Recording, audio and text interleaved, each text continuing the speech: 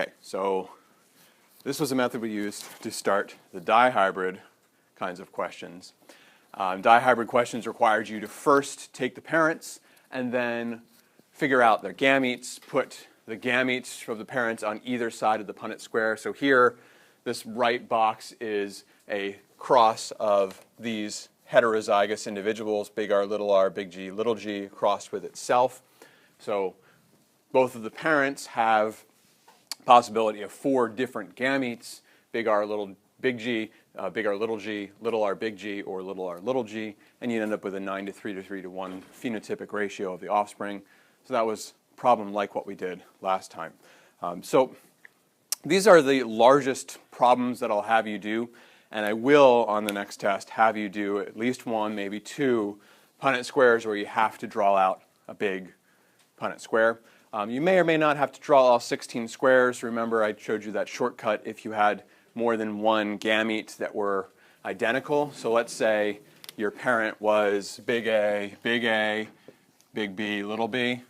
Your gametes would have been big A, big B, and big A, little b, and big A, big B, and big A, little b.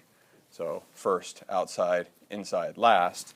Because these two are the same, cross out one of them. Because these two are the same, you can cross out one of them. And you end up with just 2 varieties, so 2 unique gametes. So you could make a Punnett square that only had 2 columns.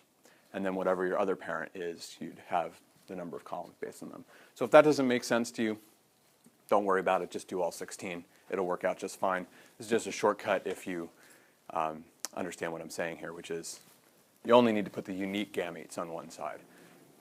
Because all it does is double up or quadruple up your ratios. So I'm going to show you one other little trick that you can or cannot use. It depends on what you want to do. I'm going to ask you a question as part of the class today that requires you to use this technique just to practice it, but I'm never going to ask you a trihybrid question or a question with 3 or 4 or 5 traits or something like that, which would really necessitate this idea. So all of what we're doing in these genetic problems is we're looking at probabilities, and probabilities relate to math. So you can actually use math to do your dihybrid crosses, or if you have, in like this case, a trihybrid cross, you would want to use math rather than drawing out a gigantic square. You wouldn't want to do an 8x8 square or 16x16 square, and you'd have these massive things to do. I think some high school biology professors make people do this. They have them draw these giant cardboard square things. And you can do it, but it's a real pain. So you wouldn't ever want to do this if you were trying to answer a question. You can use math to do this. So you can definitely use math to double check your answers. And there might be answers on a test, questions on a test, where I ask you a dihybrid question, and I don't ask you to show me the Punnett square. I just ask you for the answer, and you could do a quick math problem, get the right answer, and not have to draw out all 16 squares. So what this relates to is something called the product rule.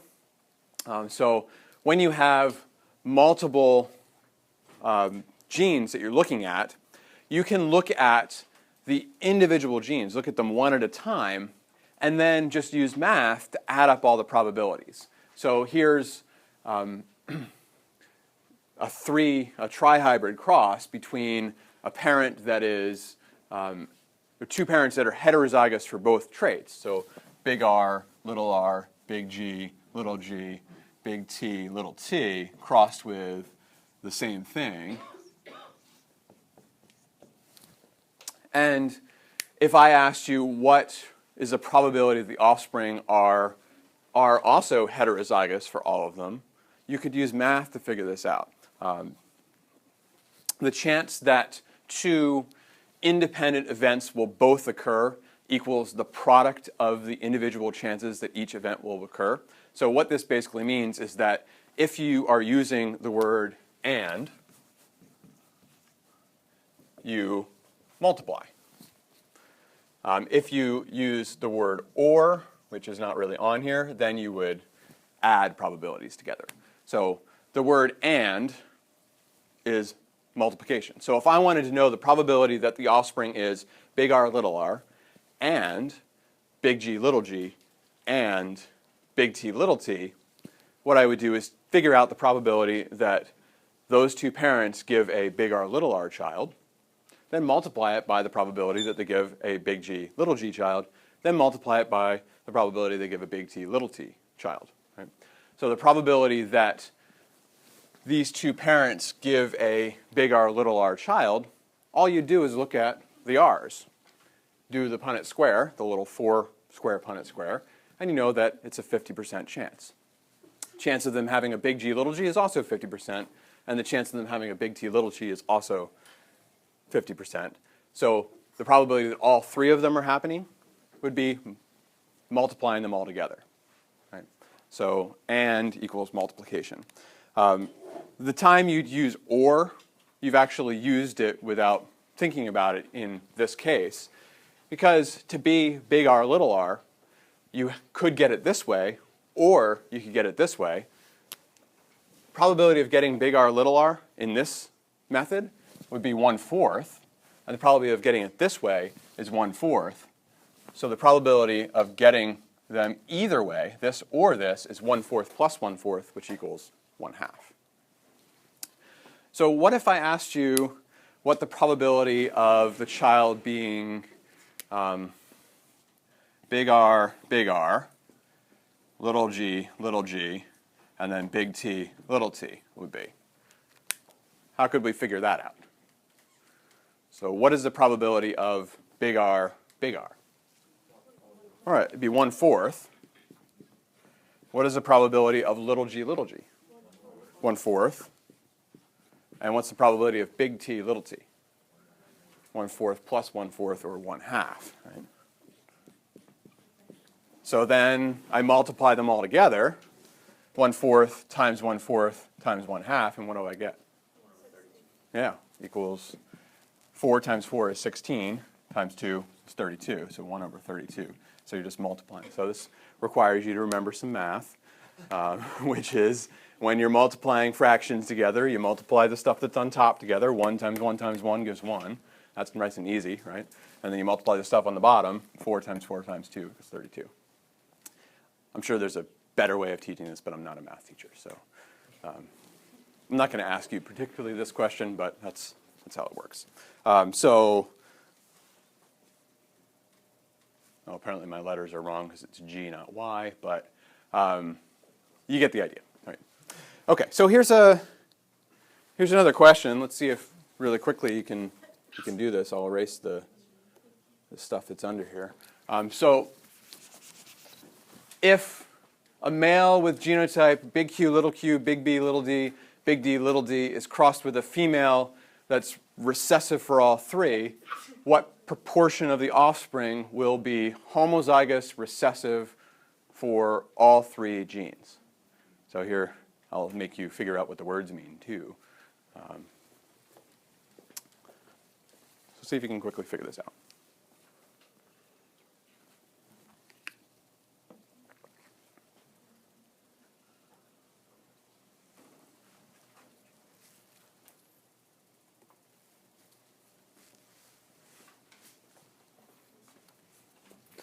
And don't freak out that I'm not going to ask you a question particularly like this, but it could help you with double-checking dihybrid crosses. Or if I ask you a hard blood type question, for instance, like I might do in the future.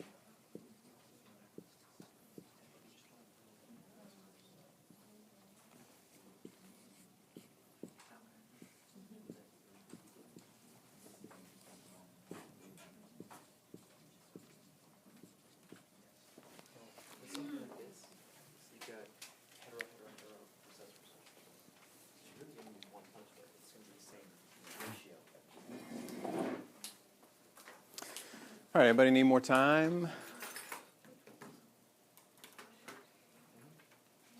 You're all set?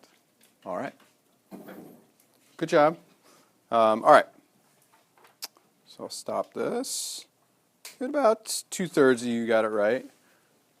Apparently I clicked on the wrong question, but okay, so big Q, big B, little d, crossed with little q, little b, little b, little d. So these would be your Punnett squares for each individual letter. You'll notice they are all the same. You also could have drawn them without the bottom two squares because these are repeated gametes, right? So I asked, what's the probability of being homozygous recessive for all three genes? So homozygous recessive would be little q, little b, little d, little d, right? So what's the probability of being little q, 1/2. Probability of little b, 1/2. And little d, 1/2. And if I want all three of them to happen, so little q and little d and little b, what do I have to do to all those fractions? Multiply them out. So 1/2 times 1/2 times 1/2. 1 times 1 times 1 gives you 1. 2 times 2 times 2. 2 times 2 is 4. 4 times 2 is 8. All right. So the answer to this is 1/8, right? So, of course, I don't have the right letters here, but more of you chose that than the other ones. Some of you chose 1/6 or 1/4. Maybe you just didn't do the math properly. But questions on that? And that's not something I'm going to have you do, but if you do understand it, it's a very helpful tool for doing these things. And especially if you ever take a upper-level genetics course, you'll be doing most of your problems by math rather than by Punnett square and counting things up, because it's much quicker to do things mathematically, especially when you get larger crosses. All right. The real topic of today that I want to talk about for the most of the rest of the time today is gene linkage. So when we were doing the Punnett squares on Friday, did I draw this on one of these boards? Yeah, so when we were doing this on Friday, we talked about doing FOIL, and I said the reason why you do FOIL on a heterozygous individual is that you're simulating what's happening during meiosis when the homologous chromosomes that have the A genes on them separate and the homologous chromosomes that have the B genes separate on them, and that happens independently. So we were looking at genes that we assumed were on two different chromosomes. We know, in humans, we have 23 homologous pairs of chromosomes. You have way more than 23 genes. So some of your genes have to be on the same chromosome. Chromosome doesn't just have one gene on it. It has many, many genes on it. So we've been assuming this, that genes were on separate chromosomes, but there are genes that are on the same chromosome. And we get different patterns of inheritance in genes that are on the same chromosome than we would in genes on separate chromosomes. Genes that are on the same chromosome are called linked genes.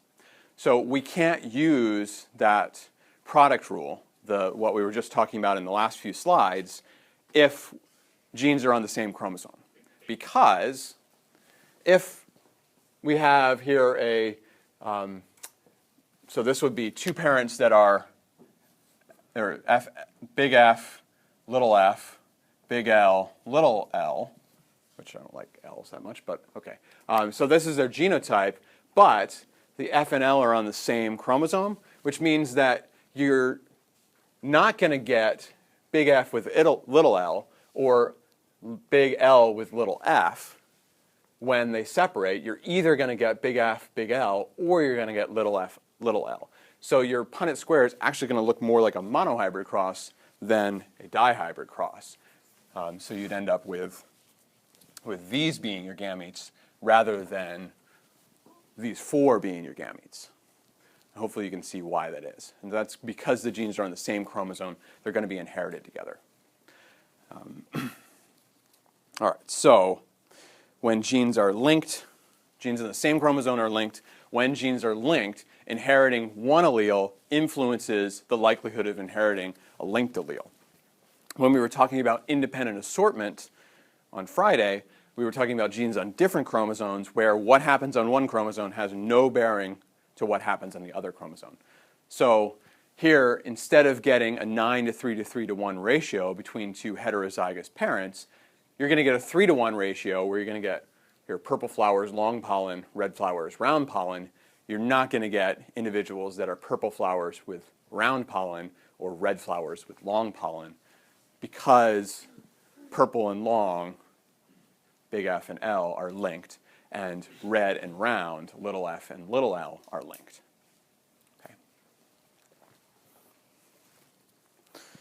Okay. Anybody have any problems with this? Do you know of any case that might mess with this ratio? Yeah, there we go. So we talked about one thing that you have to ignore if you have this as being your answer, is crossing over. Because crossing over can cause a switch here and allow little f to go with big L and big F to go with little l. Right? So there is an exception to this.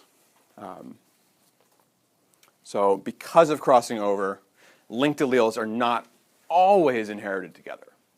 But linked genes, genes that are on the same chromosome, will most times, more often, end up together. This is dependent on how close they are to each other on the chromosome. Genes that are really close together on the chromosome, so genes that are right next to each other or within a few bases or not all that far apart from each other on the chromosome, are going to be more likely to be inherited together than genes that are far apart. Genes that are far apart are going to have a high likelihood of having a crossover event between them. So kind of an analogy to this is that, let's say I randomly picked a spot in the classroom and said everyone to my right has to leave the class now and everyone else has to stay here and remain in the class. If you're sitting really close to someone, you're going to be more likely to be in the same group as them. If you're sitting far apart from someone, you're probably going to be separated. One of you will be sent out of the classroom, one of you will stay here. Right? So the closer you are to each other, the more likely you will stay together, either both in the classroom or both out of the classroom. Same thing with genes. The further apart they are in the chromosome, the more likely they are to cross over. So that's this slide. So the probability of crossover is proportional to the distance between the genes. Here, B and C, which are close together, are probably going to stay together. Either they'll both be swapped, or neither of them will be. Whereas gene A here will probably be separated from B and C during a crossover event. Because it's further away, it's more likely to be either remain behind or be crossed over and leave them behind. Okay. So, because of this, if you do enough genetic crosses and you look at offspring of genetic crosses, if you see a lot of crossover events, which means you see a lot of what we're going to call recombinants, so individuals that would have a big A with a little b, or individuals that would have a big B with a little a, rather than big A with big B or little a with little b, the more times you see that recombinant, more time you see the evidence of that crossover event, the further away things are on the chromosome. We can actually use that to map chromosomes. So you can end up with what we call linkage maps, which tell you the distance between different genes. So this chromosome tells us that there is between Y and W, there's a 1.5% chance of crossover between Y and W, but between Y and V, there's a 33% chance. And between Y and R, there's a 54% chance. So the further away they are from each other, the more likely there is to be a crossover event. And we actually use these likelihood of crossover event as a measure of distance in genetics. So I'm going to kind of talk about this throughout today to just get the idea of crossover event. There's really, though I could ask you questions like this, I'm not going to, because in order to do all the work to figure out the map like we're going to do today in class, it would take you, half of the test. I'd have be able to put 2 questions on the test, and I'm not going to do that. But this is definitely, I think, something interesting, some interesting concept to understand crossing over and understand gene linkage. There is one kind of type of question that I'll give you another clicker question today on, and you might hear these concepts later on the test, but I'm not going to have you do a problem like we're going to work through today, though they're super fun, and you would do it if you do take a genetics class. Okay, so I think this is all kind of review. Crossing over frequency separates Y and R, but rarely separates Y and W. Therefore, even without the diagram, you could infer that Y is nearer to W than R. Okay. So I'm going to tell you a little story that is of the first time a genetic map like this was made. It was in the early 1900s. So Mendel, all the Mendelian work that we looked at prior to this was done Mendel did his work in the late 1800s. He was rediscovered really early on, just past the turn of the century, early 1900s. So there was a big resurgence in interest in genetics in the early 1900s. This guy, Thomas Morgan, his lab, he was, I believe, at Columbia University in New York. He was doing a lot of work on animal behavior at the time. And he worked with all kinds of crazy things. He had kind of like a zoo in his lab with monkeys and different kinds of other mammals and other kinds of birds and whatnot. He had throughout his lab very little in the terms of ethics at the time, and they could do whatever they wanted to animals, I guess, in the early 1900s. He was studying behavior, and because there was all this push for genetics, he was interested if behavior was linked to genes as well. And he did some really interesting work that we're not going to talk about on behavior in fruit flies. He ended up using fruit flies later on. And he actually looked at fruit fly behavior and genetics. And there's a really good book called Time, Love, Memory that's all about his work, if you ever get a chance to read that book. Very interesting genetics book.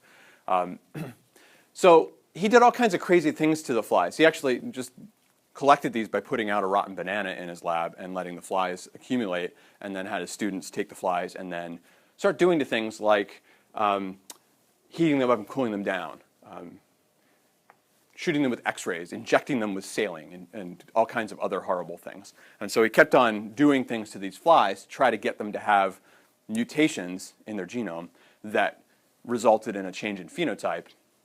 And it wasn't for 3 years that he got his first real mutation. He ended up getting hundreds of different mutations over the years, but his first real mutation was that after thousands, tens of thousands of red-eyed flies, he found a single fly with white eyes. This was his very first mutation. He started doing some work on them. So flies are used a lot in genetics for several different reasons. One of them, they have very few chromosomes. So they have 8 chromosomes, 4 pairs of chromosomes, so much fewer chromosomes to work on than humans would be. They have a very short lifespan, so 2 weeks. You think of Mendel with the pea plants, they would live and they'd reproduce about once a year. Flies grow up, reproduce, and die within 2 weeks. So it's very quick to have many, many, many generations. So if you're doing genetics work, you'd rather have 100 generations rather than 2, and you can get hundreds of generations of flies very, very rapidly. You could do very easy controlled crosses. All you do is put a male and a female fly together, and they're going to have several thousand offspring very, very quickly. There are also a fair amount of mutants. You actually, right now, if you wanted to, you yourself, you can order mutant fly larvae through a catalog, have them mail them to you, and you could do this in your garage. You could do your own genetics research if you wanted to. I'm pretty sure they'll just send them to anybody. But you can. So there's actually companies that you can order flies from, and they even will give you little kits with little anesthesia that you stick in. You just stick this little tab of anesthesia in the jar with the flies. They all go to sleep. You can then move the males and females around. There's fly food is very easy. It's just powdered stuff. You mix it together and you stick a little bit in there. They only live for 2 weeks, so they only need to feed like once or twice. They're really easy to care for. Smell awful, though. The food smells awful. But they're easy. And now they have a sequenced genome, so we actually know what their chromosomes look like. So they're used in a ton of research. So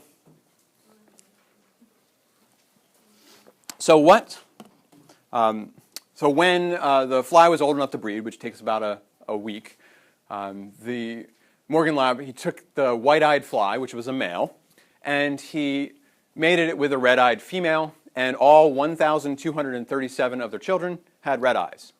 So what does this tell you about white eyes? Probably a recessive trait, right? So crossing it with a red-eyed female, which in all likelihood was homozygous for red eyes, gives you all red eyes, then you probably know that white eye was recessive. Then he took the children, took the red-eyed male children, the red-eyed female children, bred them together, and found something interesting. When he grew up the offspring of the F1 cross, so the F2 generation, the children of the children, he found that all the female offspring had red eyes, but the males were half red eye and half white eye. So something we haven't seen before. We're now getting sex differences between male and female flies. Female flies, the third generation female flies, all red. The male generation, half red and half white. So, all right, so could be only on the Y, but it isn't. And you actually can tell that by this once you know a little bit more. If it was only, why, anyone have any ideas why we know, even just from reading this, that it's not something found on the Y chromosome? You're close, though.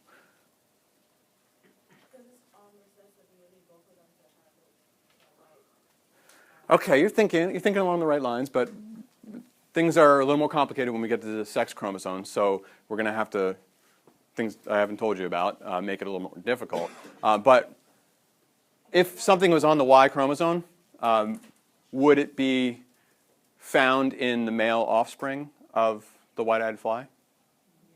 Probably, and all his male offspring were red-eyed, so that tells us right away that it's not something that's Y-linked. There are very few Y-linked traits. Gender is one of them.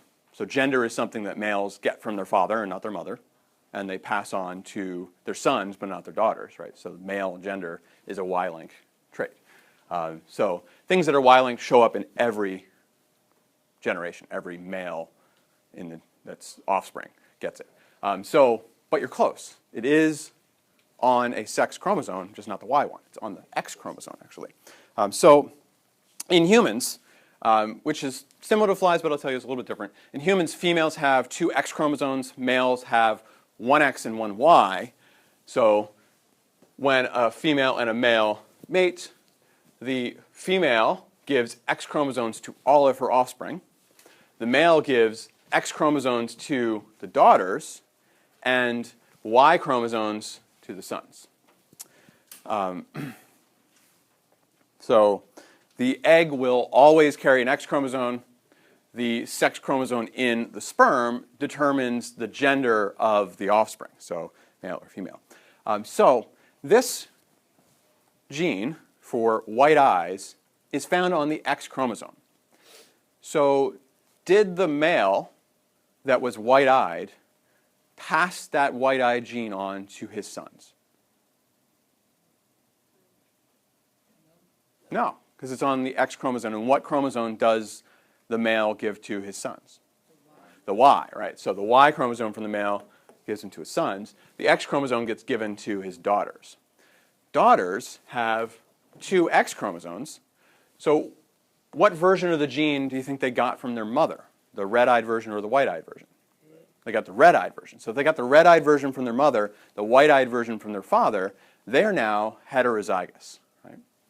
So they've got, let's just say this is the red eye, and this is the white eye. They're going to be heterozygous. And what are the males? They have a red here and nothing from the Y. We're going to say there's no eye color gene on the Y chromosome. So they're what's called hemizygous. So we now have heterozygous daughters and hemizygous red-eyed sons, but they're all going to be red-eyed.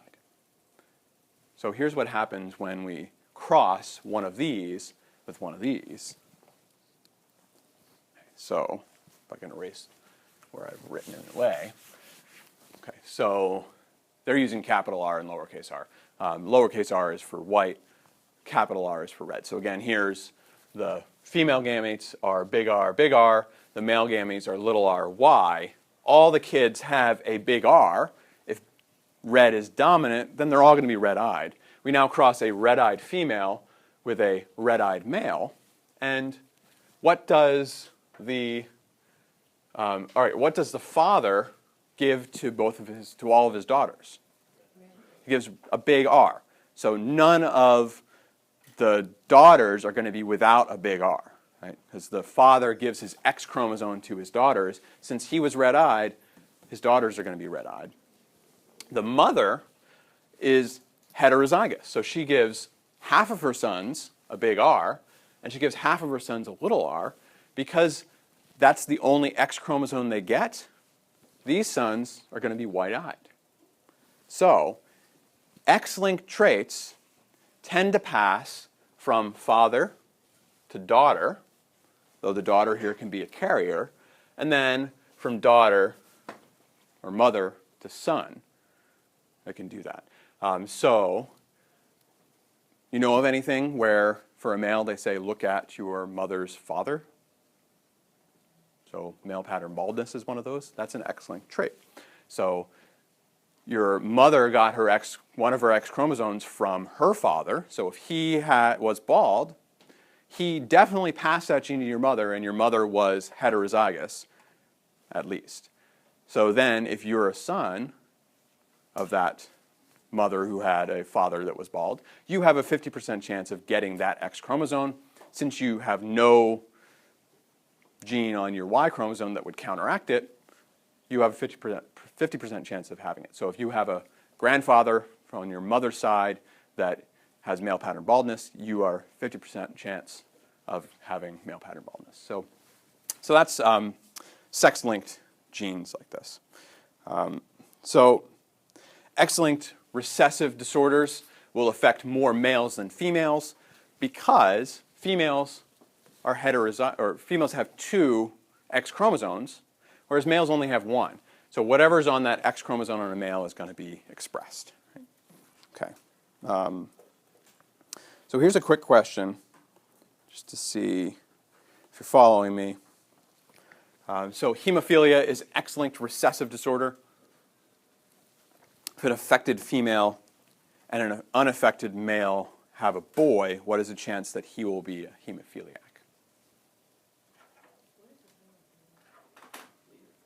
They tend to, their blood doesn't clot very well, or they, So she's affected, not a carrier. She's affected.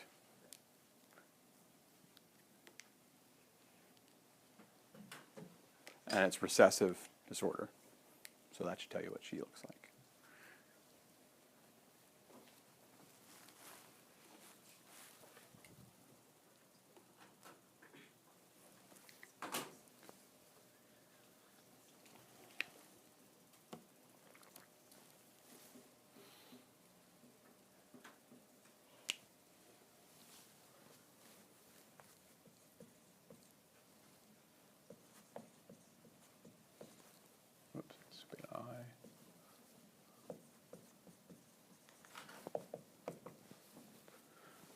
So hemophilia is a recessive, so I could say normal is a big H, and it's X-linked, and hemophiliac is recessive. Right.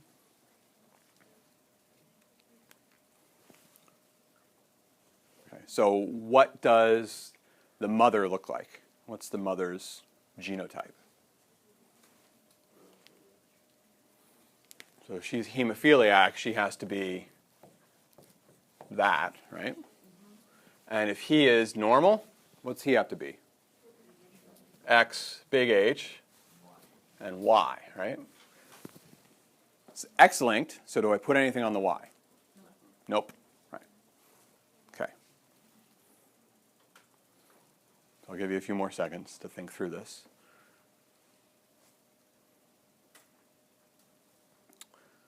Final answers?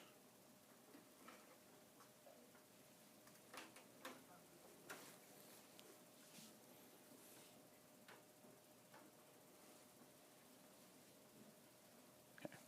Be careful here and read my question again. Because I think some of you probably did it right, but you didn't read the question closely enough. So if an affected female and an unaffected male have a boy, what is the chance that he will have hemophilia? Does that change what you're thinking? Right. This is the tricky thing about genetics problems, is that you have to be careful as to what I'm answering. All right, I'm going to stop it.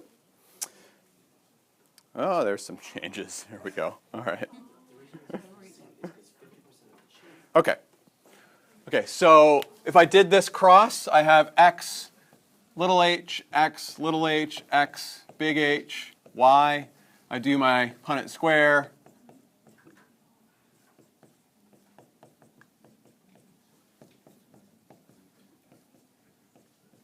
Okay, so if I had asked what percentage of the offspring will be hemophiliacs, what would you say?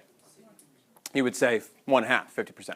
But I asked if an affected female and an unaffected male have a boy, that would be these two. So they had a boy, we know that. What is the chance that he will have hemophiliac? So out of the boys, what's the chance that he's going to be hemophiliac? 100%, right? So all of their boys are going to be hemophiliacs. All of their girls will be normal, right? They're going to be carriers, but going to be normal. So the answer would be E. Those of you that answered 1/2, you probably did the problem right. You just didn't answer the question right. So you kind of got there. All right. So this is the kind of sex-linked problem I could ask. Okay. Questions on that? All right. It's pretty straightforward. Big thing is don't put anything on the Y. X-linked trait is only found on the X chromosome. Okay, I've got kind of one more thing I'm going to quickly go through because it's interesting, but it's not something I'm going to have you do on a test. So don't worry about writing down everything I say here. Morgan's lab, once they figured out that red eyes were on the X chromosome, they also then found out a whole bunch of other traits that were on the X chromosome. And because they knew all these traits were found on the X chromosome, this gave them a really interesting idea. It actually was a 19-year-old undergrad working in their lab that came up with this idea the first time, is that because he knows all these things are found only on the X chromosome, doing crosses between these flies would allow him to map the X chromosome. So really kind of cool things. He made a cross between a male that had short wings and white eyes and a female with normal wings and red eyes. And then he crossed the F1 generation. And he would have expected to have just two types of males, short wing white eye males and long wing red eyed males. But he found some males had short wings and red eyes and some had long wings and white eyes. So if I just write this out, they thought on the X chromosome that there was a short wings and white eyes on one, and they thought on the other X chromosome that there were normal wings and red eyes. So they expected to get males that were either this Y or this and Y, but they got some that were swapped, which is due to crossing over between them, right? So crossing over can happen in the females between the two X chromosomes. It's not going to happen between the X and the Y of the male. It's going to happen between the two X's in the female chromosome. So this guy, Alfred Sturtevant, who again was a 19-year-old undergrad, probably cleaned out cages and fed the flies mostly, he decided to take home stacks and stacks and stacks of data on crosses for these different traits. And he came back after the weekend with a map based on probability of crossover events. He actually, so this is 10 times the probability, so this would be 10%. This would have been 1.3%. And he got, I think, so he made those into this kind of map unit question. So I only have a few minutes left, so I'm just going to very quickly go through some of this. So let's just consider we had a cross between an individual that had A, B, and D. So it had a chromosome that had A, B, and D on it, and the other chromosome was recessive for all of them. If we did a cross of this, we'd expect to have individuals that were big A, big B, big D, or little a, little b, little d, and a cross that yields 1,000 individuals. Most of them were that. But we got some that were this recombination, some that were this recombination, and some that were this recombination. So we can actually use this data, and this is what Sturtevant did that weekend, to find out what the distance is between A, B, and D and what order they're in. So if I wanted to find out a crossover event that separated A and B from D, which of these numbers represents that case, where D was crossed over and A and B stayed linked together?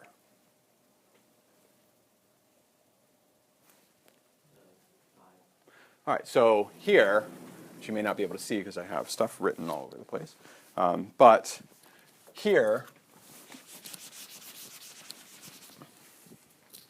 A and B are still together, and D is crossed over. So that happened 5 times. So you got a crossover event between A and B and D 5 times. Crossover where B and D stayed together and A crossed over, that would have been here, 47. Time when you had A and D stay together and B crossed over would have been 95 times. So, how many times did we get a recombination event between A and B that separated A and B? So that plus represents where the crossover occurred. The plus here occurred between A, B, and D.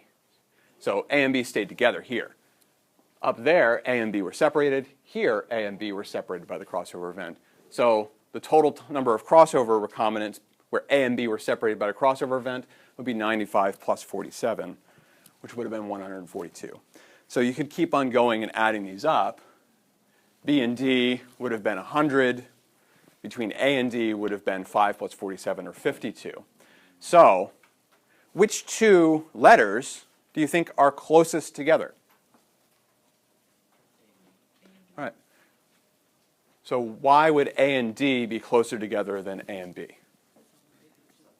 All right. There were less times that the crossover event separated A and D here, where there are more times that A and B were crossed over. So if I was to draw this out, I would put A on one end, I would put B on the other end, and I'd put D, so this would be 142, and D would be somewhere in the middle, because this would be 52, and this would be 100. Right? Now, the reason why 100 plus 52 does not equal 142 is that when things are really far apart on a chromosome, there's a chance of a double crossover event, which makes things look more close together. But we won't really talk about that. So this is the kind of map you could grow by looking at those. So the chances of crossing over between them is the number of individuals. This was the number per 1,000. So the percentage would have been 5.2, 14.2, and 10. We use the unit actually centimorgan based on that lab of Thomas Morgan that came up with this.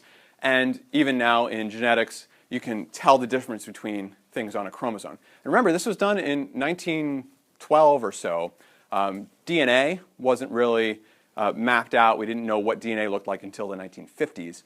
So these people were mapping chromosomes before we even knew what DNA looked like, but they did it based on recombinant offspring, and they could actually say, on this chromosome, these genes are found, which is really kind of a neat thing you can do. So take-home messages from today: probability drives genetics, X-linked traits, how to do problems like that, and then linked traits are found on the same chromosome. All right, that's it for today. We just made it.